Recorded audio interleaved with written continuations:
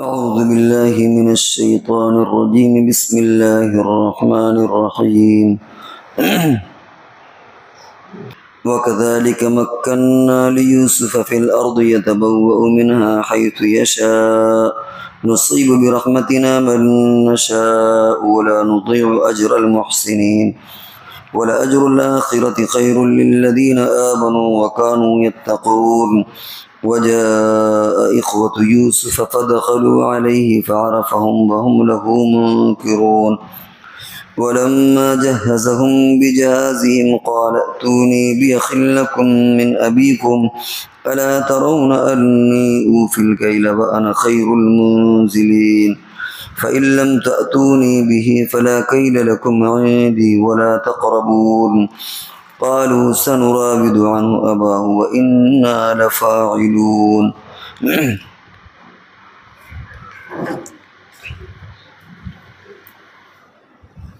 ان آیات میں یوسف علیہ السلام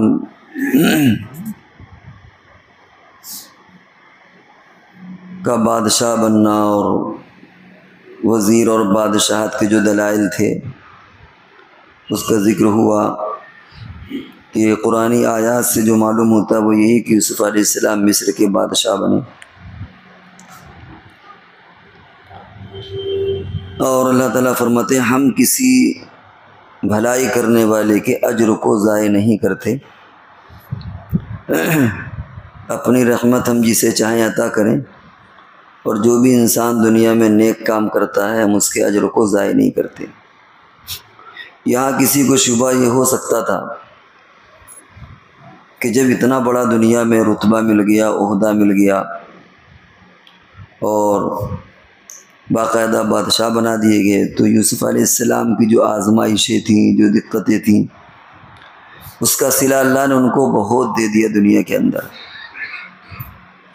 اس سے بڑھ کر کے اور نعمت کیا چاہیے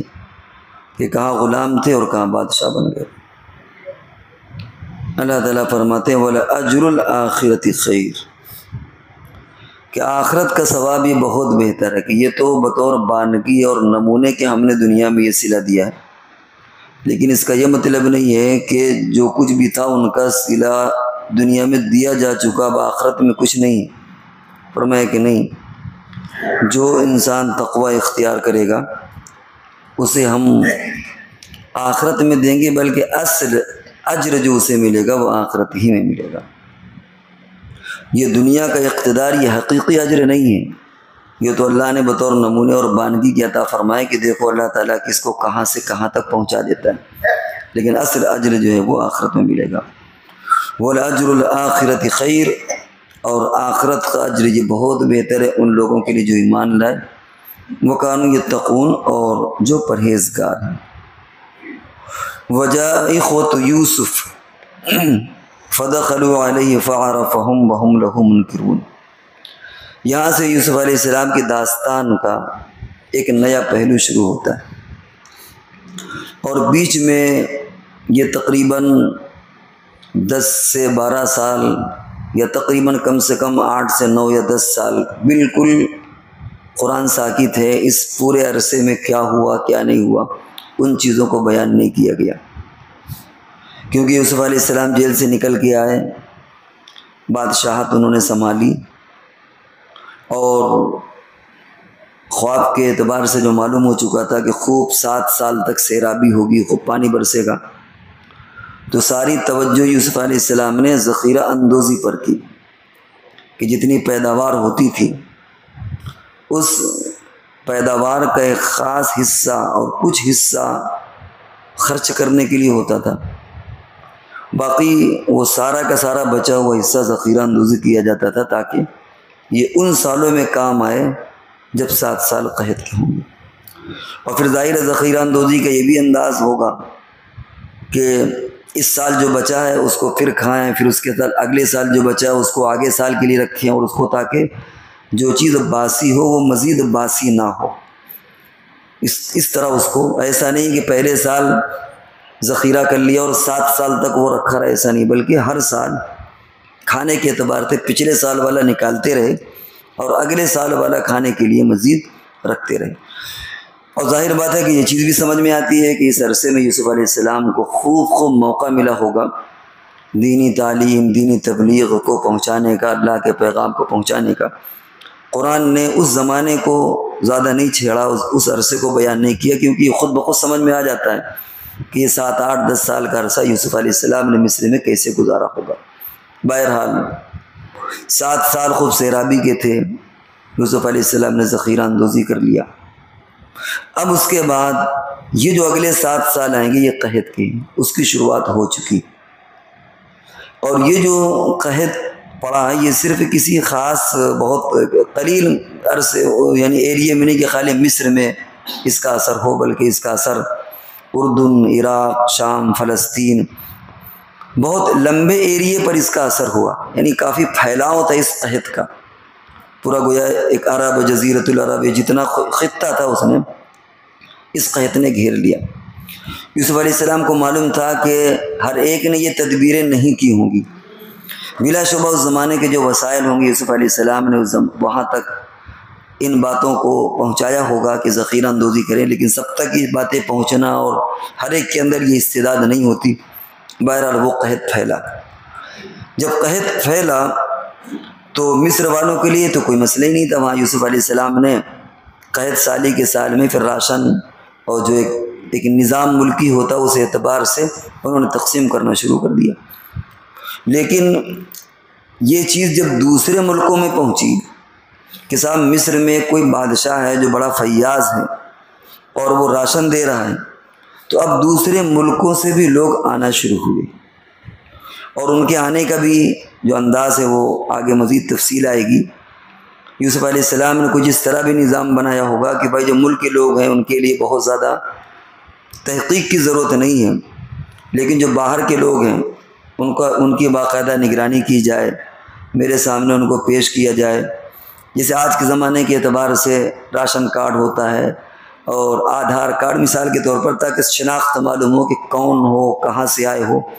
کیونکہ اس زمانے میں ایسی ٹیکنالوجی تو نہیں تھی کہ ہر ایک کا آدھار کارڈ جمع کر دیا، اس کو کمپیوٹر میں فیڈ کر دیا تاکہ دوبارہ آدمی نہ آنے پائے۔ تو لیکن اس زمانے کے اعتبار سے جو بھی لکھا پڑھی ہوگی وہ ضابطے کی کارروائی کی گئی کہ کس ایریے سے کون آیا، تاکہ دوبارہ کوئی آدمی ایسا نہ ہو کہ ڈبل کوئی آدمی لے لے۔ جب یوسف علیہ السلام جہاں کے اصل باشندے تھے فلسطین کے ایریے میں، وہاں اس کی اطلاع پہنچی، تو اب ان بھائیوں نے ابا کے ساتھ مشورہ کیا کہ ابا ایسا ہے کہ سننے میں آیا ہے کہ مصر میں غلہ بٹ رہا ہے، یہاں بھکمری ہے، تو اجازت دیجیے تو ہم لوگ بھی جائیں اور وہاں سے غلہ لے کر کے آئیں۔ یہ اس کا ذکر ہے، وجاء اخوۃ یوسف، اور یوسف علیہ السلام کے بھائی آئے، یعنی یہ تقریباً قحط سالی کے 9 سے 10 سال ہوئے ہوں گے ایک تخمینے کے اعتبار سے، اور یوسف علیہ السلام اور بھائیوں کی جدائی کے یہ کم سے کم 20 سے 30 سال کا عرصہ ہوا ہوگا بیچ کا، کنویں میں ڈالنے کے بعد سے لے کر کے جو عرصہ ہے بہت لمبا عرصہ، 2500 سال کا عرصہ ہو گئی۔ تو یوسف علیہ السلام کے بھائی آئے، فدخلوا علیہ، اور یوسف علیہ السلام کے پاس آئے۔ جیسا کہ ابھی عرض کیا کہ یوسف علیہ السلام نے مصر والوں کے لیے تو کوئی سخت ضابطہ نہیں بنایا تھا، وہ جو حکومت کے جو نگراں تھے ان کے حوالے کر دیا تھا کہ مصر کی سرحد میں جو آدمی ہے اس کو تم راشن دے دو، لیکن جو دور کا آئے گا ایک بار میری نظروں سے بھی اسے گزارا جائے کہ کون آیا کون نہیں آیا۔ ممکن ہے ذہن میں یہ بات بھی ہو کہ ہو نہ ہو میرے بھائی بھی آئیں گے، تو ذرا ان سے بھی ملاقات ہوگی، ان کا بھی سامنا ہوگا کس حال میں خاندان ہے کیا نہیں۔ فدخلوا علیہ، تو یہ سب یوسف علیہ السلام کے پاس بھی آئے۔ فعرفہم وہم لہ منکرون، یوسف علیہ السلام نے ان کو پہچان لیا اور وہ نہیں پہچان پائے۔ بات واضح ہے کہ یوسف علیہ السلام نے کیسے پہچانا اور وہ کیوں نہیں پہچان پائے۔ وجہ اصل میں یہ ہے کہ یوسف علیہ السلام کا بچپنا تھا، اور بچپن کی جو شکل ہوتی ہے وہ جا کر کے 45-50 سال میں جا کر کے کافی کچھ چینج ہو جاتی ہے، لیکن اگر کوئی آدمی 30 سال کا، 35 سال کا، 40 سال کا ہو، اس کے بعد پھر عرصے تک، یعنی یوں سمجھ لیجئے کہ 60 70 80 سال تک اس کی شکل میں بہت زیادہ تبدیلی نہیں آتی۔ اسی لیے اگر کوئی بچپن میں آپ نے کسی کو دیکھا اور جوانی میں دیکھیں تو آپ پہچان نہیں پاتے، اگر وہ تعارف کرائیں تو آپ کہتے ہیں کہ ارے تم فلاں ہو، میں تو پہچان ہی نہیں پایا۔ لیکن اگر کسی آدمی کو آپ نے 30-35 سال میں دیکھا ہو اور پھر اس کو 60 سال میں دیکھے تو آپ پہچان لیں گے، کیونکہ پھر زیادہ شکل تبدیل نہیں ہوتی، جسم کا ایک ڈھانچہ اور ایک شکل مرتب ہو چکی ہوتی، مزید تبدیلی نہیں ہوتی۔ تو یوسف علیہ السلام نے تو پہچان لی، کیونکہ 10 بھائی تھے، ان میں مثال کے طور پر بڑا بھائی 30 سال کا یا 35 سال کا رہا ہوگا، تو چھوٹا بھائی 10-15 سال کا رہا ہوگا، اور 10 بھائی تھے، تو یوسف علیہ السلام نے تو پہچان لی کہ اس کے بعد یہ، اس کے بعد یہ، اور شکلیں بھی تقریباً بہت زیادہ تبدیل نہیں ہوئی ہوں گی۔ لیکن یوسف علیہ السلام کی ایک تو شکل تبدیل ہوئی، دوسرے کہ ان کو یہ تصور بھی نہیں تھا کہ ایک ایسا بچہ، ایک ایسا لڑکا جس کو ہم نے کنویں میں ڈال دیا تھا وہ بادشاہ بنے گا۔ اول تو ان کو یہ ذہنوں میں یہ ہوگا کہ مرمرا گیا ہوگا یوسف کہیں، اور بہت زیادہ اگر تصور ہوگا تو ان کو اس بات کا تصور ہوگا کہ شاید کہیں ملازمت یا نوکری یا کہیں غلامی کر رہا ہوگا، وہ کسی ملک کا بادشاہ کیسے بن سکتا ہے۔ تو ان کا ذہن ہی نہیں گیا کہ ایک آدمی اس پوسٹ پر بھی پہنچ سکتا ہے، اس لیے ان کے وہم و گمان میں بھی نہیں گیا کہ یوسف ہے۔ تو یوسف علیہ السلام کے سامنے جب 10 بھائی گزرے، یوسف علیہ السلام نے ان کو پہچان لیا اور وہ بھائی نہیں پہچان پائے۔ لیکن ابھی یوسف علیہ السلام نے راز نہیں کھولا، آگے کچھ اور باتیں ہیں، وقت پر راز کھلے گا، لیکن جو باتیں آگے ہوں گی کہ کس طریقے سے یوسف علیہ السلام نے ان کو غلہ دیا اور کیسے کیا کچھ باتیں ہوں گی انشاءاللہ۔